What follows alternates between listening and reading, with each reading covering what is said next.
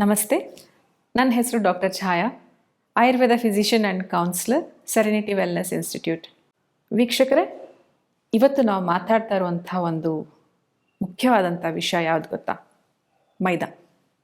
ಹೌದು, ಮೈದಾ ಅಂದ ತಕ್ಷಣ ನಮಗೇನು ನೆನಪಾಗುತ್ತೆ? ಬೇಕ್ರಿ ಐಟಮ್ಸ್ ಅಲ್ವಾ? So cake, chips, burger, pizza, pasta, ಸಾಕಷ್ಟು ಸಿಹಿ ಪದಾರ್ಥಗಳು, ಬ್ರೆಡ್ಡು, ಬನ್ನು, ಅಷ್ಟೇ ಅಲ್ಲದೆ ಹಬ್ಬಗಳಲ್ಲಿ ಮಾಡುವಂತಹ ಹೋಳಿಗೆ, ಜಾಮೂನು. ಸೊ ಈ ಥರ ಸಾಕಷ್ಟು ಒಂದು ಹಬ್ಬ ಹರಿದಿನಗಳಲ್ಲಿ ನಾವು ಮಾಡಿ ಬಳಸುವಂತಹ ಒಂದು ಸಿಹಿ ಖಾದ್ಯಗಳಿಗೆ ಮೈದಾವನ್ನು ಉಪಯೋಗ ಮಾಡುವಂಥದ್ದು. ಯಾಕೆ ಇವತ್ತು ಇಷ್ಟು ಚೆನ್ನಾಗಿದೆ, ಇಷ್ಟೊಂದು ಸಿಹಿ ಪದಾರ್ಥಗಳು ಚೆನ್ನಾಗಿ ಅನಿಸುತ್ತೆ, ಅದು ನೆನೆಸ್ಕೊಂಡ್ರೆ ಕೇಕ್ಸು, ಪಿಜ್ಜಾ ಎಲ್ಲ ಯಾಕೆ ಮಾತಾಡ್ತಾ ಇದ್ದೀರಾ ಅಂತ ನೀವು ಕೇಳ್ಬೋದು. ಹೌದು, ಈ ಮೈದಾ ಬಗ್ಗೆ ನೀವು ಎಲ್ಲರೂ ಒಂದು ಅರಿವನ್ನು ಮಾಡ್ಕೊಳ್ಳೇಬೇಕು ಅಂತ ನಾನು ಹೇಳ್ತೀನಿ. ಯಾಕೆ ಅಂದರೆ ಅದಕ್ಕೂ ಮುಂಚೆ ಈ ಮೈದಾ ಅಂದರೆ ಏನು ಅಂತ ನಾವು ತಿಳಿದುಕೊಳ್ಳೋಣ.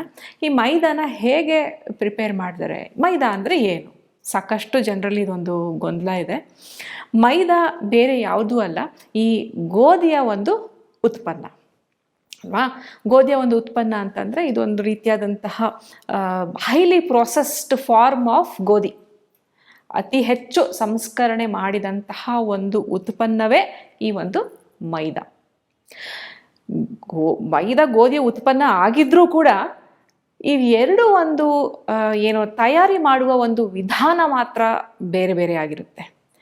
ಹೇಗೆ ಅದನ್ನು ನಾವು ಫಸ್ಟು ಚರ್ಚೆ ಮಾಡೋಣ. ಈ ಗೋಧಿ ಒಂದು ಕಾಳನ್ನು ತಗೊಳ್ಳಿ. ಈ ಗೋಧಿ ಕಾಳನ್ನು ನಾವು ತಗೊಂಡಾಗ ಹೊರಗಿನ ಪದರ ಏನು ನೋಡ್ತೀವಲ್ಲ, ಅದನ್ನು ನಾವು ಬ್ರ್ಯಾನ್ ಅಂತ ಕರಿತೀವಿ. ಅದರ ಒಳಗಡೆ ಇರುವಂತಹದ್ದು ವೀಟ್ ಜರ್ಮ್, ಅಂದರೆ ಅಲ್ಲಿಂದ ಮೊಳಕೆ ಏನು ಬರುತ್ತಲ್ಲ ಅಲ್ಲಿಂದನೇ ಬರುವಂಥದ್ದು ವೀಟ್ ಜರ್ಮ್. ಅದರ ಮಧ್ಯಭಾಗ ಇರುವಂಥದ್ದೇ ಎಂಡೋಸ್ಪರ್ಮ್. ಈ ಎಂಡೋಸ್ಪರ್ಮ್ ಏನಿದೆಯಲ್ಲ, ಅದರಿಂದ ತಯಾರಾಗೋದೇ ಈ ಒಂದು ಮೈದಾ.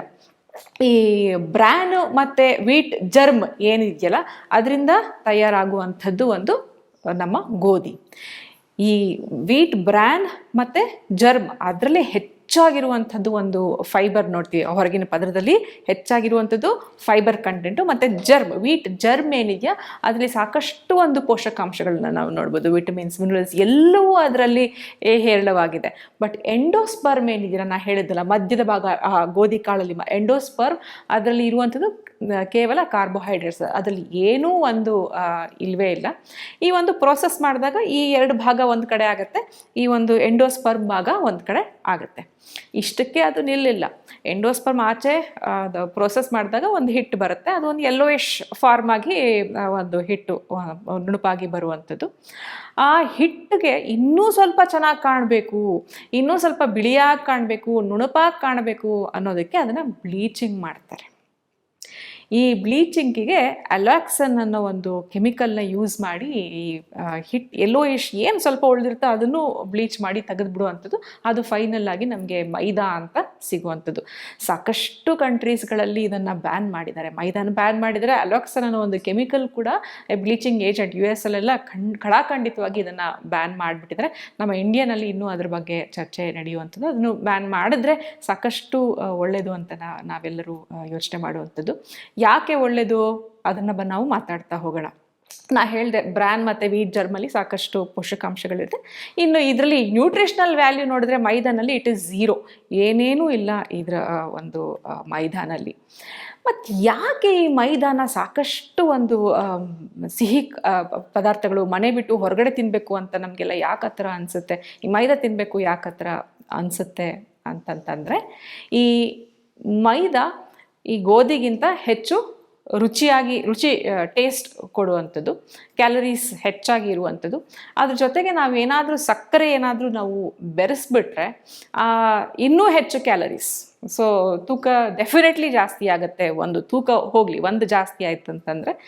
ಇದು ಮುಂಚೆ ಎಲ್ಲ ಏನು ಮಾಡ್ತಾಯಿದ್ರು ಅಂದರೆ, ನೀವು ಸಿನಿಮಾ ಪೋಸ್ಟರ್ಸ್ನ ಗೋಡೆಗಳಿಗೆ ಅಂಟಿಸ್ತಾ ಇದ್ರು ಅಲ್ವಾ? ಸಿನಿಮಾ ಪೋಸ್ಟರ್ಸ್ನ ಗೋಡೆಗಳಿಗೆ ಅಂಟಿಸ್ಬೇಕಾದ್ರೆ ಈ ಮೈದಾವನ್ನು ಬಳಸ್ತಾಯಿದ್ರು. ಯಾಕೆ ಅಂದರೆ ಇದು ಗಟ್ಟಿಯಾಗಿ ಗೋಡೆಗೆ ಅಂಟ್ಲಿ ಅನ್ನೋ ಒಂದು ಕಾರಣಕ್ಕೆ ಈ ಮೈದಾವನ್ನು ಬಳಕೆ ಮಾಡ್ತಿದ್ರು. ಹಾಗಾಗಿ ಈ ಮೈದಾವನ್ನು ಪ್ರೋಸೆಸ್ ಮಾಡ್ತಿರ್ಬೋದು. ತದನಂತರ ಇದೊಂದು ಸಾಕಷ್ಟು ಆಹಾರ ಪದಾರ್ಥಗಳಿಗೆ ಉಪಯೋಗ ಆಗ್ತಾ ಬಂತು. ನಮ್ಮ ದೇಹದಲ್ಲಿ ರಕ್ತದಲ್ಲಿ ಸಕ್ಕರೆ ಅಂಶ ಜಾಸ್ತಿ ಮಾಡುತ್ತೆ.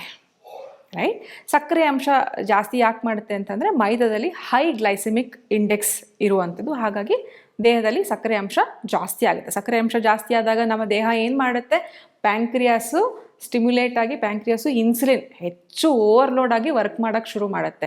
ಕೊಲೆಸ್ಟ್ರಾಲ್ ಅಥವಾ ಕೆಟ್ಟ ಕೊಲೆಸ್ಟ್ರಾಲ್ ನಮ್ಮ ದೇಹದಲ್ಲಿ ಜಾಸ್ತಿ ಆಗುತ್ತೆ. ಅದು ಗೊತ್ತಿರೋ ಹಾಗೆ ಹಳೆ ಸಂಚಿಕೆಯಲ್ಲೂ ನಾನು ಹೇಳ್ತಾನೆ ಬಂದಿದ್ದೀನಿ, ಲೋ ಡೆನ್ಸಿಟಿ ಲಿಪೋಪ್ರೋಟೀನ್ ಜಾಸ್ತಿ ಆಗುತ್ತೆ. ಹೈ ಡೆನ್ಸಿಟಿ ಲಿಪೋಪ್ರೋಟೀನ್ ಫ್ಲಶ್ ಇಲೆ LDL ಅಥವಾ ಲೋ ಡೆನ್ಸಿಟಿನ ಹೊರಗೆ ಹಾಕಲಿಕ್ಕೆ ಟ್ರೈ ಮಾಡುತ್ತೆ. ಎಷ್ಟು ಅಂತ ಅದು ತಾನೇ ವರ್ಕ್ ಮಾಡಬೇಕು. ಇಷ್ಟೊಂದು ನೀವು ಲೋಡ್ ತೊಗೊತಿದ್ರೆ ಅದು ಕೂಡ ಬಿಟ್ಬಿಡುತ್ತೆ. ಹಾಗಾಗಿ LDL ಕೆಟ್ಟ ಕೊಲೆಸ್ಟ್ರಾಲು ನಮ್ಮ ದೇಹದಲ್ಲಿ ಜಾಸ್ತಿ ಆಗೋದನ್ನು ನಾವು ನೋಡ್ಬೋದು. ಇನ್ನು ಮುಂದೆ ಹೋಗ್ತಾ ಹೋದರೆ ಮೂಳೆಗಳ ದುರ್ಬಳಿಕೆ ಅಥವಾ ವೀಕ್ನೆಸ್ ಆಫ್ ಜಾಯಿಂಟ್ಸು ಅಥವಾ ಆಸ್ಟಿಯೋಪೋರೋಸಿಸ್, ಮೂಳೆಗಳ ಸಾಂದ್ರತೆ ಜಾಸ್ತಿ ಆಗುತ್ತೆ. ಯಾಕೆ ಗೊತ್ತಾ, ಈ ಮೈದಾನಲ್ಲಿ ಆ್ಯಸಿಡ್ ಅಂಶ ಇರುತ್ತೆ.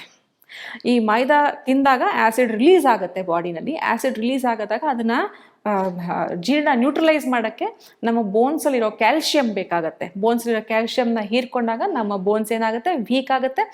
ಭಾಳ ಬೇಗ ಆಸ್ಟಿಯೋಪೋರೋಸಿಸ್ ಏಜ್ ಆದಾಗ ಬರುವಂತಹ ಒಂದು ಕಾಯಿಲೆ ಮೂಳೆಗಳಿಗೆ, ಆಸ್ಟಿಯೋಪೋರೋಸಿಸ್ ಅಥವಾ ಮೂಳೆಗಳ ಸಾಂದ್ರತೆ ಅಂತ ನಾವು ಹೇಳ್ತೀವಿ, ಅದು ಬಹಳ ಬೇಗ ಬರಲಿಕ್ಕೆ ಶುರುವಾಗುತ್ತೆ.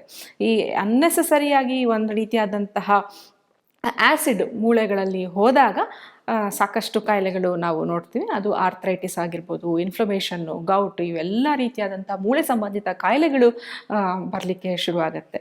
ಅಷ್ಟೇ ವೀಕ್ಷಕರೇ, ನೀವೆಲ್ಲರೂ ಇದ್ರ ಬಗ್ಗೆ ತಿಳಿದುಕೊಂಡು ಇನ್ಮುಂದೆ ಮೈದಾವನ್ನು ಎಷ್ಟಾಗುತ್ತೋ ಅಷ್ಟು ನೀವು ದಿನನಿತ್ಯ ಅದನ್ನು ಕಡಿಮೆ ಮಾಡ್ತಾ ಬರಬೇಕು ಅಂತ ನಾನು ಹೇಳ್ತೀನಿ. ಹಾಗಿದ್ರೆ ಮುಂದಿನ ಸಂಚಿಕೆಯಲ್ಲಿ ಮತ್ತೊಂದು ವಿಷಯದ ಬಗ್ಗೆ ನಾವು ಮಾತಾಡೋಣ.